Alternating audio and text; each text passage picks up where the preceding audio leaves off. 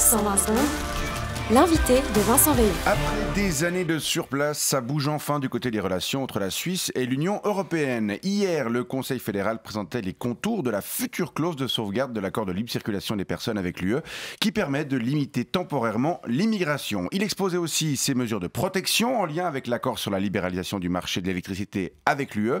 Et enfin, il présentait les limites de l'accord relatif à l'ouverture à la concurrence européenne du transport ferroviaire de voyageurs. Des accords qui seront soumis sous la forme de plusieurs paquets à la seule volonté du peuple, puisque le gouvernement a choisi il y a 15 jours la voie du référendum facultatif plutôt qu'obligatoire pour faire valider ces négociations avec Bruxelles dans les urnes. Vous êtes peut-être un petit peu perdu?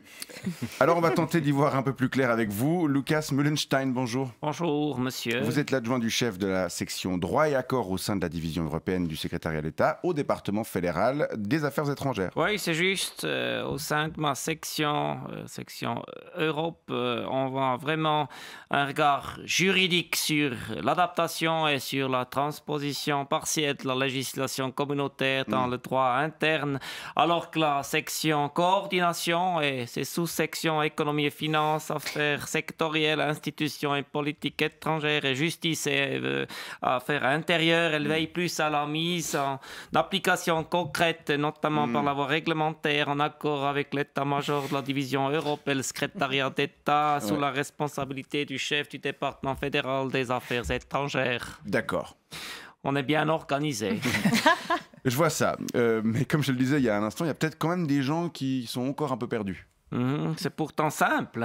Par rapport à la clause de sauvegarde, la Suisse pourra l'activer lorsque certains indicateurs atteindront un certain seuil, immigration en provenance de l'Union européenne, nombre de frontaliers, taux de chômage ou taux de recours à l'aide sociale notamment, et pour autant qu'elle obtienne l'accord du comité mixte Suisse-Union européenne, faute de quoi un tribunal arbitral statuera, lequel pourra soit donner raison à la Suisse, soit permettre à l'Union européenne de prendre des contre-mesures dans les autres accords sur le marché intérieur, sauf pour l'agriculture. C'est clair, non?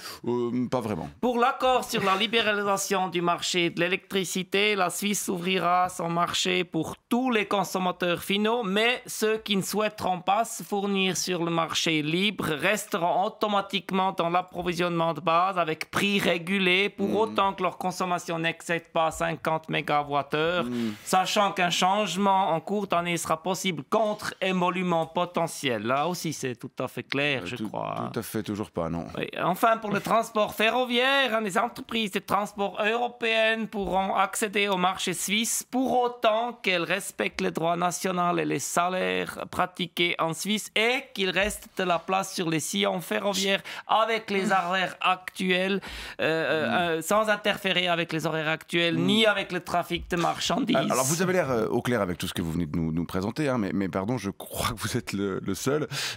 Vous nous avez vraiment tous un peu perdus. Ah bon? Et encore, vous n'avez rien vu, il y a encore plein d'autres accords. D'accord, mais pourquoi c'est si compliqué? Mais parce que notre relation avec l'Union européenne, elle est compliquée. C'est un peu comme une relation adultérine avec des enfants illégitimes, des droits de garde et des pensions alimentaires contestés de part et d'autre, et des femmes et des maris jaloux. Oui, la Suisse, elle a envie de profiter de l'Union européenne, mais sans que l'Union européenne s'en rende compte, tout en lui faisant croire que c'est elle, l'Union européenne, qui profite, mais en faisant croire à l'UDC que c'est la Suisse qui décide tout, alors que l'Union européenne est bien plus forte que nous, mais sauf qu'il ne faut pas qu'elle sache qu'on le sait, tout en lui faisant pas croire non plus qu'on est arrogant. Vous voyez, c'est un peu un bâton merdeux. Effectivement, oui. Mais à la fin, ce sera simple. Oui, le peuple, il doit juste dire oui ou non, même s'il n'a rien compris. Alors j'espère qu'il dira oui, parce que sinon ça voudra dire qu'on s'est pris le chou avec tout ce bordel pendant des années pour rien. Bon, on verra ça sans doute pas en 2027. On vous remercie d'être venu essayer de nous y faire voir un peu plus clair dans ce dossier. Lucas Mullenstein. C'est réussi? Oui.